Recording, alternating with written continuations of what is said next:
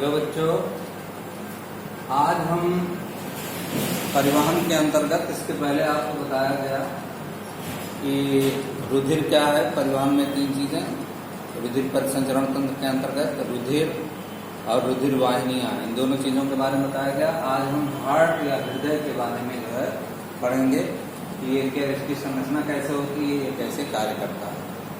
तो हार्ट जो है ये जो हमारी मुट्ठी होती है, एक बंद मुट्ठी के आकार के समान का होता है। टाइट फिस्ट मतलब जो हमारी मुट्ठी है, इसको खूब तेजी से खूब टाइट बंद कर लें तो बिल्कुल उसी तरीके से इसकी संरचना होती है। हृदय हल्के गुलाबी रंग का स्पंदनशील, ये लगातार जो है हार्ट बीट करने वाला, धड़कने वाला, शंक्वाकार का मतलब है थोड़ा ऊपर चौड़ा होता है, नीचे थोड़ा पतला हो जाता है, तो अंदर से खोखला होता है और मांसल संरचना होती है। विशेष प्रकार की पेशियों से मिलकर के, ये मांसपेशियों से मिलकर के बना होता है, जिसको हृदय पेशी कहते हैं। ये पेशियां सिर्फ पेशी में पाई जाती हैं, हृदय में ही, और कहीं पर ये पेशियां नहीं पाई जाती। हृदय जो है लगभग 12 से 13 सेंटीमीटर लंबा होता है, लगभग 6 सेंटीमीटर चौड़ा होता है। हृदय के अंदर 4 कक्ष होते हैं, 4 वेश्म होते हैं इसके अंदर।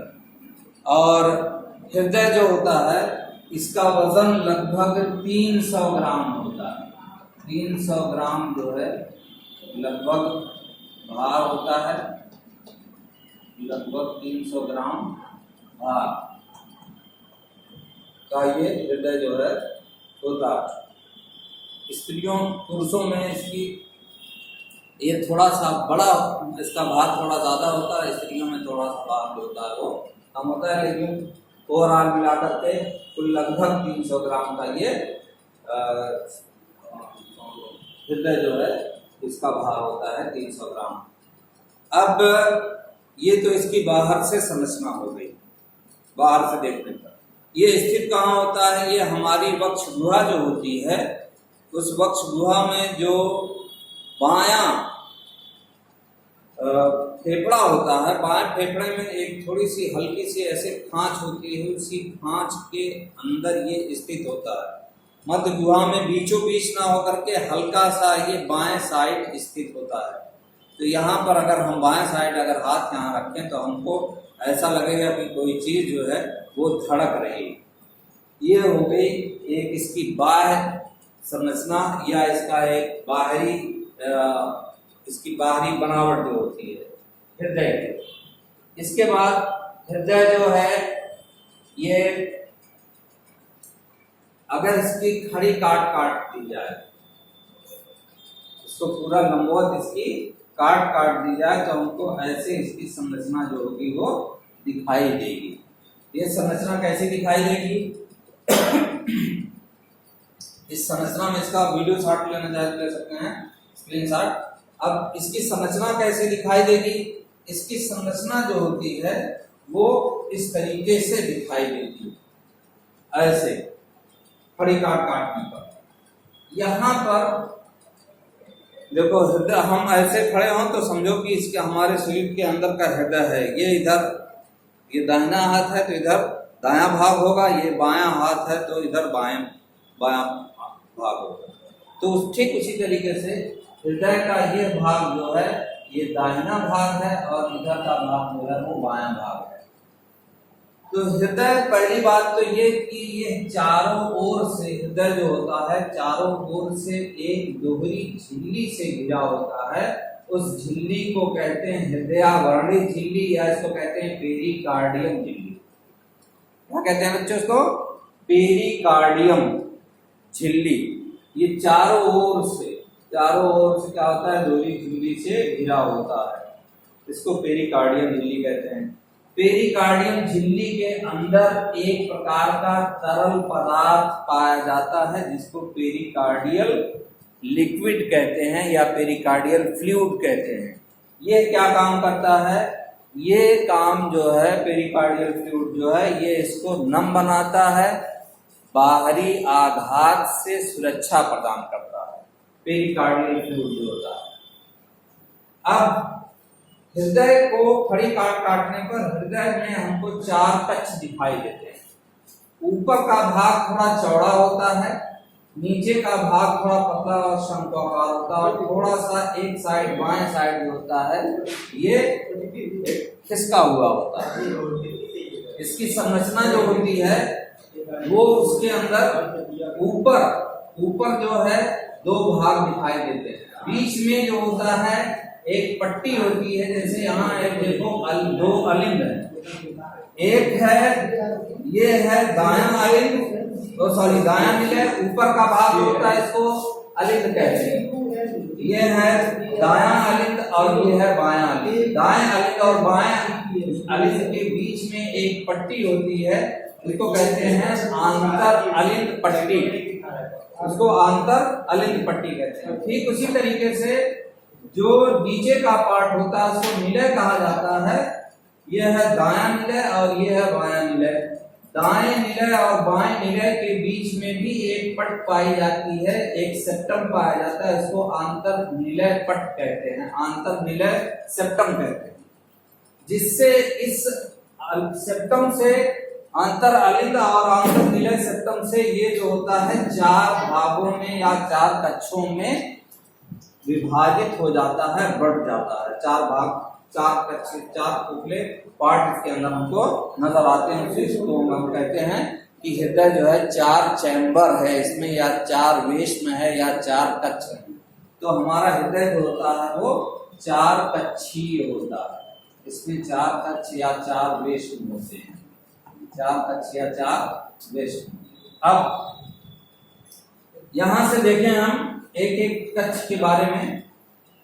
जो दायां अलिंद है, दायां अलिंद जो होता है यहाँ पर 2 शिराएं, मोटी शिराएं, अग्र महाशिरा और पश्च महाशिरा, ये आकर के दाएं अलिंद में खुलती हैं और इस दाएं अलिंद में अशुद्ध रुधिर शरीर के विभिन्न भागों से, विभिन्न अंगों से ये अग्र और पश्च महाशिराएं जो हैं वो शरीर के विभिन्न भागों से, अग्र महाशिरा जो होती है ये हार्ट के ऊपरी भाग से, सर है और ऊपरी भाग जो है यहाँ से अशुद्ध रुधिर ले करके वो दाहिने अलिंद में आता है। और ठीक इसी तरीके से पश्च महाशिरा जो है वो हृदय के निचले भाग से, पैर है और दूसरे भाग जो है वहां से अशुद्ध रुधिर ले करके दाहिने अलिंद में ले आती है ये। और दाहिने अलिंद और बाएं अलिंद से ये हृदय जो होता है अलिंद के अंदर ये अशुद्ध रुधिर जो होता है वो इसके अंदर पहुंचा दिया जाता है। यहाँ पर इसके दाहिने साइड में एक छिद्र जैसी रचना होती है जिसको कहते हैं फोसा ओवैलिस। फोसा ओवैलिस जो है ये फोरामेन का एक तरीके से कह सकते हैं कि भाग है, फोसा ओवैलिस। तो इसमें अलिंद में, दाएं अलिंद में अशुद्ध रुधिर आता है, अग्र महाशिरा और पश्च महाशिरा। दायां अलिंद और दायां निलय जहां पर दोनों मिलते हैं वहां पर एक कपाट पाया जाता है, एक वाल्व पाया जाता है। इस वाल्व को कहते हैं ट्राइकस्पिड वाल्व या इसको कहते हैं त्रिवलन कपाट, त्रिवलन कपाट, त्रिवलन कपाट या ट्राइकस्पिड वाल्व। इसकी संरचना अगर हम देखें तो ये इसमें 3 कस्प जैसी संरचनाएं हमको दिखाई देती हैं ऐसे। तो इस वजह से ये 3 कस्प होते हैं, वलन जैसी रचनाएं दिखाई देती हैं, इस वजह से हम इसको ट्राइकस्पिड या त्रिवलन कपाट कहा जाता है। इन कपाट का काम क्या है? ये कपाट रुधिर को अलिंद से निलय में तो आने देते हैं लेकिन निलय से इसको वापस अलिंद में नहीं जाने देते। जब ये जाने को वापस होता है तो ये कपाट जो होते हैं, वाल्व जो होते हैं, ये बंद हो जाते हैं, जिससे रुधिर जो होता है सिर्फ अलिंद से निलय में आता है, निलय से अलिंद में वापस नहीं जाने पाता। इसके बाद ये जो दायां निलय है, यहाँ अशुद्ध रुधिर आया, फिर ये सारा का सारा अशुद्ध रुधिर क्या होता है, निलय में आता है, दाएं निलय में। दाएं निलय से एक धमनी निकलती है जिसको कहते हैं फुफ्फुस धमनी, फुफ्फुस या पल्मोनरी धमनी।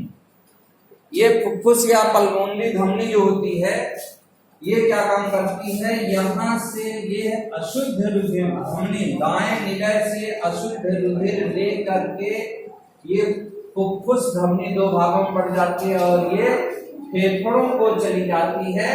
फेफड़ों को क्यों जाती है, क्योंकि फेफड़े में ही रुधिर जो है वो शुद्ध होता है, फेफड़े में ही ऑक्सीजन मिलती है और वहीं पर रुधिर जो होता है वो शुद्ध होता है, तो ये फेफड़े में चली जाती है। फिर फेफड़े से जो शुद्ध रुधिर है वो पल्मोनरी शिरा के द्वारा या फुफ्फुस शिरा के द्वारा बाएं अलिंद में आता है। दो जोड़ी बाएं पल्मोनरी शिरा होती हैं, दो जोड़ी और होती हैं जो बाएं और दाएं में दोनों फेफड़ों से आती हैं, तो ये दो दो जोड़ी होती हैं पल्मोनरी शिराएं और दो जोड़ी इधर और दो जोड़ी इधर जो है वो खुलती हैं। इधर का हम पूरी तरीके से दिखा नहीं पा रहे हैं, इसलिए सिर्फ हम इसको यहाँ पर इसका नोमेनक्लेचर या नामांकन किए हुए हैं। तो पल्मोनरी शिरा फेफड़ों से शुद्ध रुधिर लेकर के कहाँ आती है, दाएं अलिंद में। दाएं अलिंद में शुद्ध रुधिर आता है। अब शुद्ध रुधिर का मतलब है ऐसा रुधिर जिसमें ऑक्सीजन मिली हुई है। तो फेफड़ों से आ रहा है रुधिर, इसका मतलब है कि फेफड़ों से उसने ऑक्सीजन को ले लिया है और अब यहाँ पर वो पहुंच रहा है। यहाँ पर पहुंचने के बाद दायां अलिंद और दायां निलय जिस जगह दोनों मिलते हैं वहां पर भी एक वाल्व पाया जाता है, एक कपाट पाया जाता है, उसको कहते हैं बाइकस्पिड वाल्व या इसको द्विबलन कपाट कहते हैं।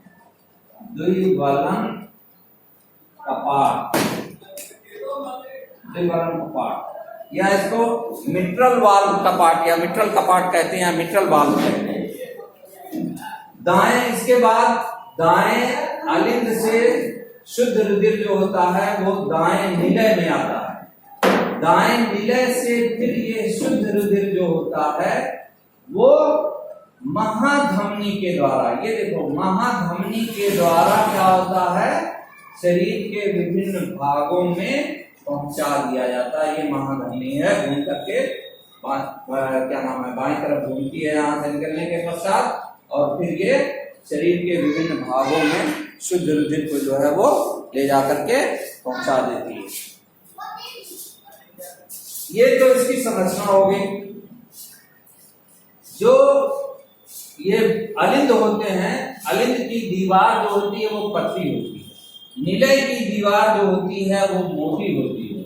और निलय में अगर हम दाएं निलय को देखें तो इसकी दीवार जो होती है पतली होती है और जो दायां निलय है इसकी दीवार जो होती है वो काफी मोटी होती है। ये तो इसकी संरचना हो गई। अब क्रियाविधि कैसे होती है, इसमें कार्य कैसे होता है, ये इसमें यहाँ पर देखो एक ऐसे नोड लिखा हुआ है, इसको कहते हैं पेस मेकर या ऐसे नोड, साइनोएट्रियल नोड। यहां से क्या होता है, इलेक्ट्रिक इंपल्स जनरेट होता है, विद्युत तरंगे जो हैं वो उत्पन्न होती हैं और वो विद्युत तरंगे जो होती हैं वो यहां से तरंगित होती हैं, तो तभी ये धड़कता है। जब तक यहां से तरंगे निकलती रहती हैं तब तक ये धड़कता रहता है। ये हमारे जनन से लेकर के और मृत्यु तक जो है ये कंटिन्यूअस यहाँ इलेक्ट्रिक इंपल्स जनरेट होती रहती है। कभी कभी ऐसा होता है कि इलेक्ट्रिक इंपल्स अगर कमजोर होने लगती है तो यहाँ पर एक अलग से बाईपास सर्जरी करके एक पेसमेकर, आर्टिफिशियल पेसमेकर जो है वो लगा दिया जाता है। ऐसे नोड को हम पेसमेकर कहते हैं। क्या कहते हैं बच्चों, पेसमेकर, नेचुरल पेसमेकर। तो यहाँ से ये इलेक्ट्रिक इंपल्स जनरेट होती है और ये अलिंद, दाएं अलिंद और बाएं अलिंद में जाती है। और यहाँ पर एक एवी नोड होता है, यहाँ पर भी ले जाती है। एवी नोड से फिर ये इलेक्ट्रिक इंपल्स जो होता है वो निलयों में जाती है एट्रियम में। इसको आरिकल कहते हैं या एट्रियम कहते हैं, और इसको वेंट्रिकल कहते हैं। निलय को अंग्रेजी में वेंट्रिकल कहते हैं और अलिंद को अंग्रेजी में आरिकल कहते हैं या एट्रियम कहा जाता है। तो ये यहाँ से इसमें फिर बंडल ऑफ होता है, फिर पुर्किंजे बंडल्स होते हैं, और फिर ये जो है तमाम शाखाओं में विभाजित हो जाता है पुर्किंजे तंतु जो होता है। और ये फिर इसके जो इलेक्ट्रिक इम्पल्स होती है वो इसको इसके पूरे जो निलय है, वेंट्रिकल है, दायां और बायां, उसको उसमें ये जाता है जिससे इसमें कंट्रैक्शन होता है। इसमें दो क्रियाएं होती हैं, एक होता है प्रकुंचन और एक होता है अनुशीतलन। एक मर्तबा ये फैलता है और एक मर्तबा ये सिकुड़ता है, उसी को कहा जाता है हार्ट बीट। तो एक बार फैलने और एक बार सिकुड़ने को एक हार्ट बीट कहा जाता है या धड़कन, उसी को हृदय की धड़कन कहते हैं। तो रुधिर क्या होता है कि रुधिर, अब देखो पहले दोनों अलिंद जो होते हैं, दाएं और बाएं अलिंद जो होते हैं, ये सिकुड़ते हैं। जब सिकुड़ते हैं तो इसको कहते हैं प्रकुंचन। सिकुड़ते हैं तो प्रकुंचन कहलाता है, इसको कहते हैं सिस्टोल या प्रकुंचन। फिर उसके बाद क्या होता है, जब ये सिकुड़ते हैं तो ये छिद्र जो होते हैं, कपाट जहां पर है, ट्राइकस्पिड वाल और बाइकस्पिड वाल, ये दोनों खुल जाते हैं और रुधिर जो होता है वो ट्राइकस्पिड वाल्व से और बाइकस्पिड वाल्व से जो होता है वो दाएं अलिंद और दाएं निलय और बाएं निलय में भर जाता है। और फिर उसके बाद अब ये जो निलय हैं इनमें संकुचन की क्रिया होती है। तो जब इनमें संकुचन की क्रिया होती है, ये सिकुड़ते हैं, तब क्या होता है, तो ये जो वाल्व्स होते हैं, ट्राइकस्पिड बाइकस्पिड वाल्व्स जो होते हैं, ये बंद हो जाते हैं और एक आवाज हमको सुनाई देती है, उसको कहते हैं लब, LUB, लब, एक आवाज आती है। और जब ये सिकुड़ते हैं, ये वाल्व बंद हो जाते हैं, तो ये जो दायां निलय है, दाएं निलय से रुधिर जो है ये पल्मोनरी धमनी के द्वारा फेफड़ों में भेज दिया जाता है। और जो शुद्ध रुधिर दाएं निलय में बाएं अलिंद में आया था, वो शुद्ध रुधिर बाएं अलिंद से बाएं निलय में आता है और बाएं निलय से फिर ये कहां होता हुआ महाधमनी में जाता और महाधमनी से फिर ये शरीर के विभिन्न भागों में प्रवेश करता। अब इसके बाद क्या होता है, जब ये दबता है तो ये शिराओं, ये धमनियों में जो है महाधमनी में और ये जो है फुफ्फुस धमनी में ये रुधिर जो होता है वो चला जाता है। फिर उसके बाद जब ये रिलैक्स होते हैं, जब इसमें अनुशीतलन होता है तो रुधिर वापस आना चाहता है, तो यहाँ पर कपाट लगे होते हैं, धमनी कपाट, यहाँ भी धमनी कपाट है ये और यहाँ भी धमनी कपाट है। ये धमनी कपाट होते हैं, ये भी ट्राइकस्प होते हैं। तो ये कपाट क्या काम करते हैं, इसको वापस आने से रोकते हैं, तब भी एक आवाज सुनाई देती है, इसको कहते हैं डब, DUB, डब। ये दो आवाजें हमको सुनाई देती हैं, लब और डब। जब कपाट बंद होते हैं तब ये आवाजें सुनाई देती हैं। जब ट्राइकस्पिड बाइकस्पिड वाल्व बंद होते हैं तब लब की आवाज सुनाई देती है। और जब ये धमनी के कपाट बंद होते हैं निलय के संकुचन पर, और उसके बाद रुधिर जो होता है धमनियों में, फुफ्फुस धमनी में और महाधमनी में जाता है, तब भी एक आवाज इनको सुनाई देती है, तब वो आवाज डब की आती है। इसके बाद रुधिर जो होता है वो यहाँ से पूरे शरीर में पहुंचा दिया जाता है और अशुद्ध रुधिर जो होता है वो फुफ्फुस धमनी के द्वारा फेफड़ों में पहुंचा दिया जाता है, ताकि वहां जाकर के वो ऑक्सीजन को ग्रहण करे और ऑक्सीजन को ग्रहण करके फिर से वो ये चक्र चलता रहता है। ये कार्डियक साइकिल इसको कहते हैं। हृदय चक्र जो चलता रहता है वो जो है क्रिया चलती रहती है कंटिन्यूअस, और हृदय जो है वो हमारा 1 मिनट के अंदर जो है वो लगभग 70 से 75 बार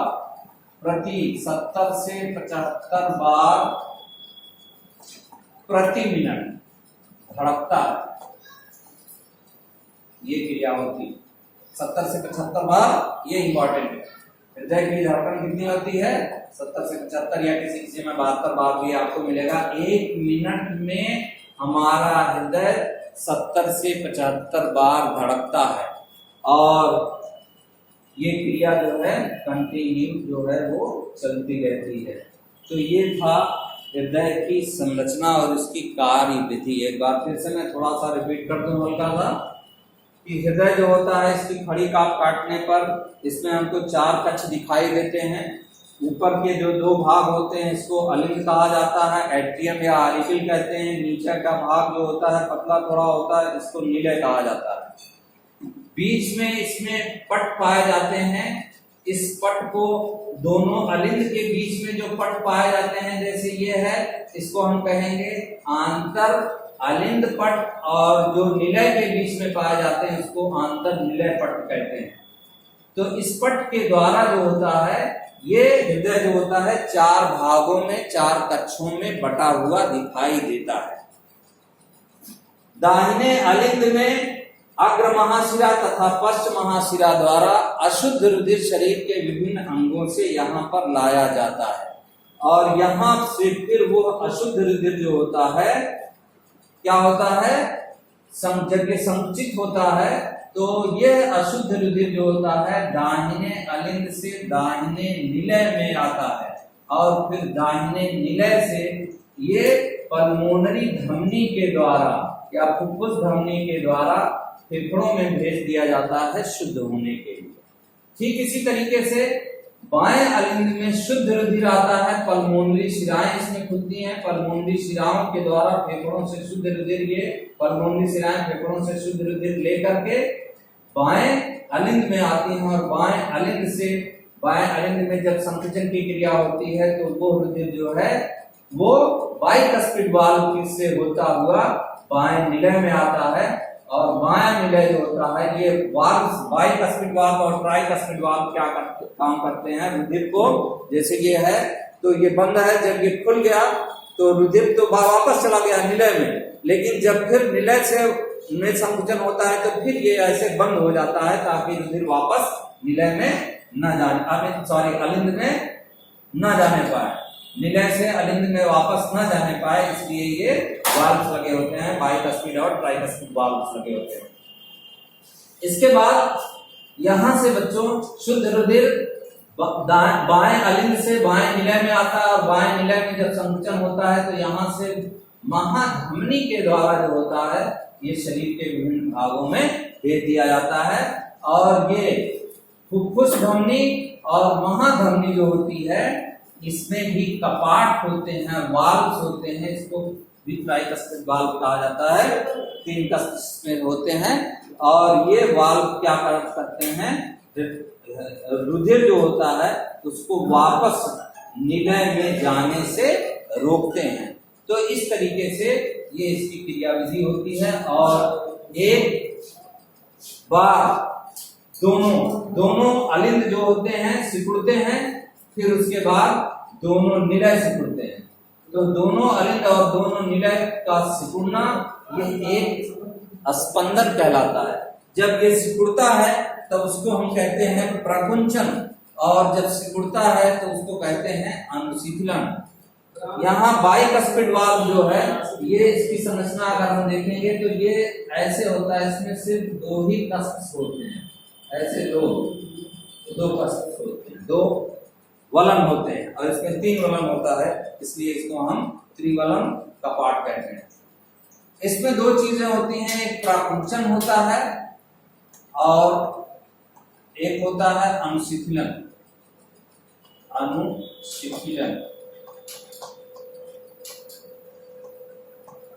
प्रकुंचन या इसको कहते हैं सिस्टोल और अनुशीतलन इसको कहते हैं डायस्टोल। प्रकुंचन में क्या होता है कि हृदय जो है वो सिकुड़ता है, जैसे पहले अलिंग सिकुड़ता है, फिर उसके बाद ये विराम की अवस्था में आ जाता है, अनुशीतलन स्टेज में आ जाता है। फिर इसके बाद निलय जो होता है दोनों ये सिकुड़ता है, प्रकुंचन की अवस्था में आता है, और फिर उसके बाद जो होता है ये उसके बाद फिर ये अनुशीतलन की अवस्था में आ जाता है। एक चीज और मैं आपको बताता चलूं, यहाँ जो अलिंद होता है इसकी दीवार पतली होती है, क्योंकि इसको हृदय जो इसको रक्त जो है सिर्फ अलिंद से निलय में भेजना होता है। निलय की दीवार जो होती है वो थोड़ा मोटी होती है। यहाँ आप देखेंगे जो दायां निलय है इसकी दीवार पतली होती है, क्योंकि इसको रुधिर सिर्फ कहाँ, यहाँ से फेफड़ों को ही भेजना होता है, और फेफड़े नजदीक होते हैं, इसलिए इसकी दीवार जो होती है वो पतली होती है, उतनी मोटी नहीं होती। लेकिन जो बायां निलय है इसकी दीवार काफी मोटी होती है, क्योंकि यहाँ इस पर ज्यादा प्रेशर लगा करके, ज्यादा दबाव बना करके इसको यहाँ से रुधिर को पूरे शरीर के अंदर, पूरे शरीर के विभिन्न अंगों तक रुधिर को जो है वो पहुंचाना होता है। इसलिए सबसे अधिक जो मोटी दीवार होती है वो बाएं निलय की होती है, और पतली दीवार जो होती है वो जो दायां निलय है इसकी होती है, और सबसे पतली जो होती है ये जो अलिंद होते हैं इसकी होती है। तो इस तरीके से ये इसकी संरचना थी। एक चीज और, यहाँ पर जो दायां अलिंद है, दाएं अलिंद में दाईं तरफ जो अग्र महाशिरा होती है उसके पास एक गांठ होती है जिसको ऐसे नोड कहा जाता है, साइनोएट्रियल नोड कहते हैं इसको, या इसको पेसमेकर कहते हैं। यहाँ से इलेक्ट्रिक इंपल्स जो है वो जनरेट होती है। वो इलेक्ट्रिक इंपल्स जनरेट होकर के ये जब तक जनरेट होती है तभी तक हृदय जो है वो स्पंदनशील होता है या धड़कता है।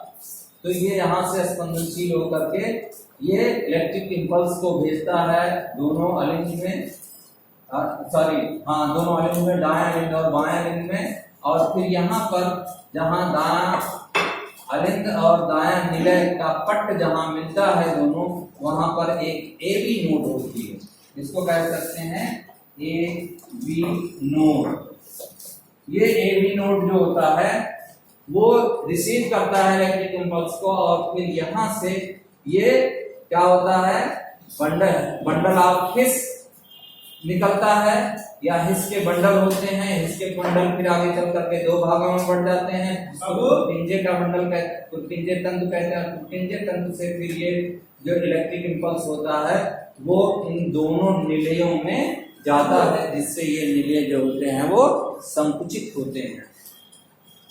ये यहाँ पर एक चीज समझ लीजिए थोड़ा सा, कि ये जो कपाट होते हैं ये कपाट फाइब्रस होते हैं। तो ये फाइब्रस होते हैं, ये इलेक्ट्रिक इंपल्स को यहीं पर रोक देते हैं, वो अलिंद से निलय में इस इलेक्ट्रिक इंपल्स को वापस नहीं जाने देते हैं।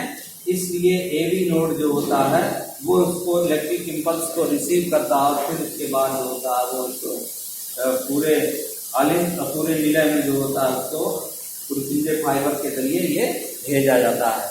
तो ये इसकी संरचना थी, ये इसकी कार्यविधि थी। मैं समझता हूँ कि आपके दिमाग में ये बातें आ गई होंगी कि ये हृदय, ये बहुत इंपॉर्टेंट है, वेरी वेरी इंपॉर्टेंट। ये कभी कभी सिर्फ चित्र ही पूछ देता है कि इसका नामांकित चित्र बनाइए, और कभी कभी सवाल ये पूछता है कि इसका नामांकित चित्र बना करके इसकी कार्यविधि का वर्णन कीजिए। तो नामांकन और कार्यविधि दोनों मैंने बता दिया। कार्यविधि में ये है कि यहाँ से हृदय इस दाहिने अलिंद में अशुद्ध रुधिर आता है शरीर के विभिन्न भागों से, फिर यहाँ से ये संकुचित होता है, फिर ये दाएं निलय में आता है, फिर दाएं निलय संकुचित होता है। तो ये फुफ्फुस धमनी के द्वारा अशुद्ध रुधिर जो होता है वो फेफड़ों में शुद्ध होने के लिए भेज दिया जाता है, और फेफड़ों से शुद्ध रुधिर जो होता है वो परमोनी शिरा के द्वारा बाएं अलिंद में लाया जाता है। फिर बाएं अलिंद से वो बाएं निलय में आता है और बाएं निलय से जो होता है वो फिर महाधमनी के द्वारा शरीर के विभिन्न भागों में पहुंचा दिया जाता है। ये इसकी कार्यविधि थी। और चारों ओर इसके दोहरी झिल्ली से घिरा हुआ दोहरी झिल्ली पाई जाती है, जिसको पेरिकार्डियम झिल्ली कहते हैं या इसको हृदयावरणी झिल्ली भी कहते हैं। हृदयावरणी झिल्ली के अंदर एक प्रकार का द्रव पाया जाता है जिसको पेरिकार्डियल फ्लूइड कहते हैं या हृदयावरणी द्रव कहते हैं। ये इसको बाहरी आघात से बचाता है, इसकी सुरक्षा करता है और इसको नम तथा घर्षण से भी नम बनाए रखता है तथा इसको घर्षण से भी इसकी सुरक्षा करता है। ये इसकी पूरी संरचना हो गई हृदय की। आई थिंक आपके दिमाग में ये चीजें आ गई होंगी। Thank you.